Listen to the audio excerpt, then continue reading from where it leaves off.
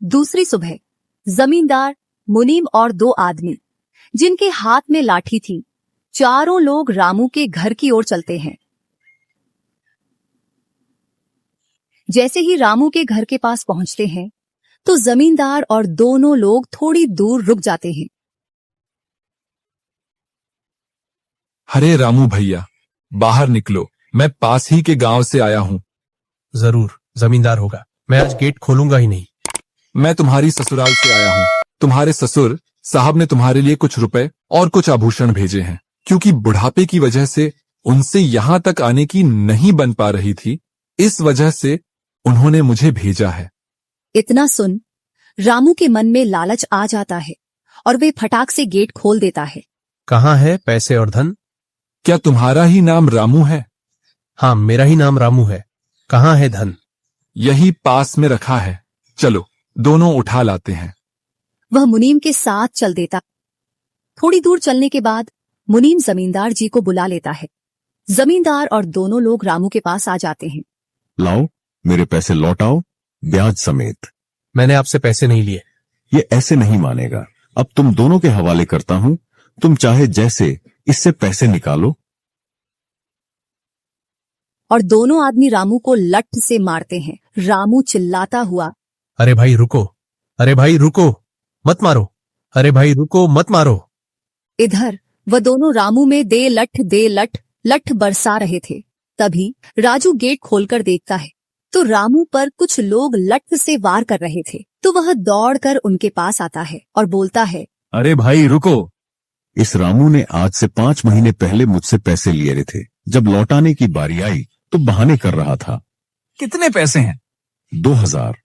रुको, मैं लाता हूं।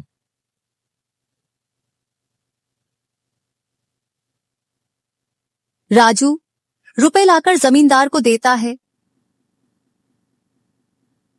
और जमींदार और उसके साथी वहां से चले जाते हैं। इधर रामू भी अपने घर में चला जाता है और राजू भी। कुछ दिनों बाद दोनों भाई अपना अपना खेत खोदने के लिए खेतों पर पहुंच जाते हैं। इधर खेत खोदते खोदते राजू दौड़ते हुए रामू के पास आता है और बोलता है, देखो मुझे खेत में क्या मिला है। राजू के हाथ में हीरा देखकर रामू के मन में लालच आ जाता है और वह मन ही मन सोचता है, इसके खेत में तो और भी हीरा हो सकते हैं। क्यों ना मैं इसको मेरा वाला खेत दे दूं और इसका खेत में रख लूं, जिससे मेरे पास भी बहुत सारे हीरे हो जाएंगे। मैं क्या बोल रहा था, क्यों ना तू मेरे वाले खेत पर फसल कर ले और मैं तेरे वाले पर। इतने दिनों से तू कम जगह पर कर रहा था। और रामू राजू वाले हिस्से को खोदने लग जाता है।